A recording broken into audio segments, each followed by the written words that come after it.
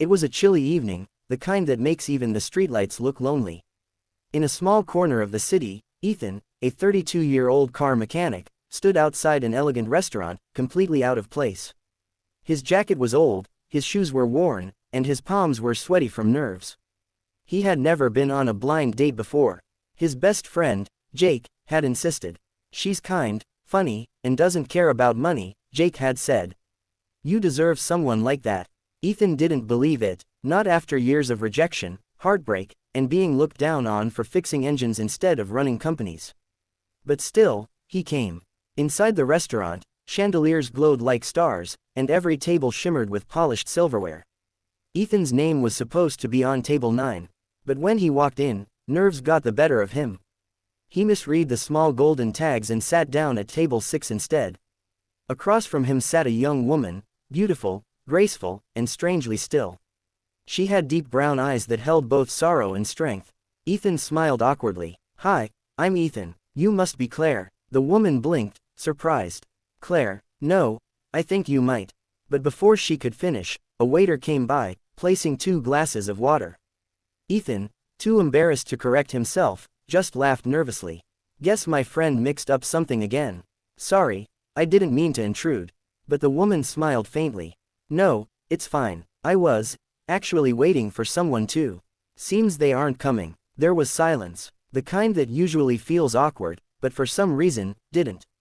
They talked, slowly, carefully. Ethan told her about his job, his struggles, how his mom had passed away leaving him with medical debt, and how he fixed cars not for passion but survival. She listened, really listened. When Ethan asked her about herself, she hesitated, then whispered, "I was in an accident 2 years ago. I can't walk anymore." He looked down at her wheelchair, ashamed he hadn't noticed sooner.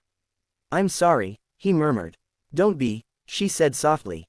"People either pity me or avoid me. You're the first one who just talked." Ethan smiled gently. "Maybe that's because you're easy to talk to."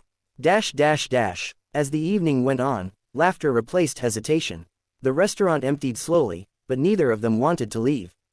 Before they parted, she said quietly, "I'm Lily." That night, Ethan went home smiling, heart lighter than it had been in years. He didn't know she was the daughter of Richard Hale, one of the city's wealthiest CEOs, the man who owned the very auto company whose executives mocked Ethan's garage across town. A week passed. Ethan's small shop struggled as usual. Customers came and went, but bills stayed. Then one morning, a black car pulled up outside his garage. 2 men stepped out and told him he was being summoned to meet Mr. Hale. Ethan's stomach sank. He thought maybe one of the company cars he'd repaired had gone wrong. But when he entered the Hale mansion, his heart nearly stopped.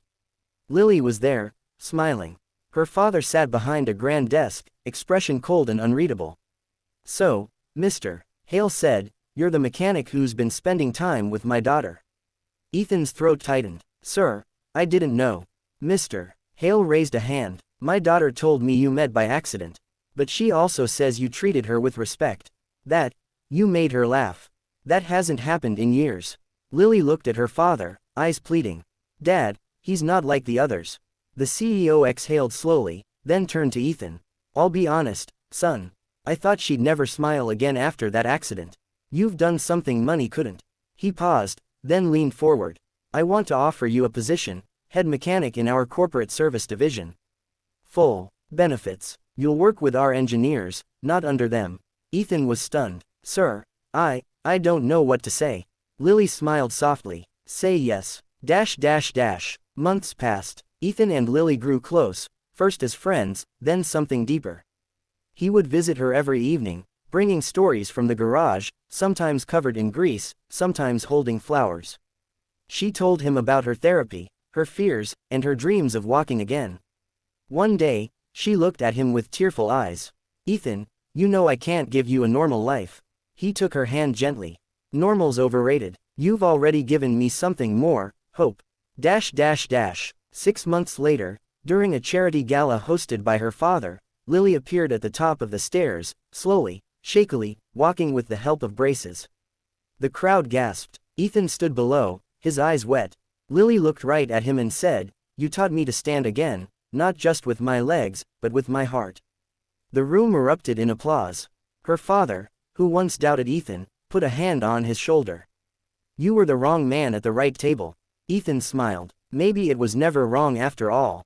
That night, under the soft glow of the chandeliers, Ethan held Lily's hand as they danced, her steps unsteady but brave, his arms steady and full of love. And for once, the poor mechanic and the paralyzed daughter both realized. Sometimes life's biggest mistakes are the ones destiny planned perfectly.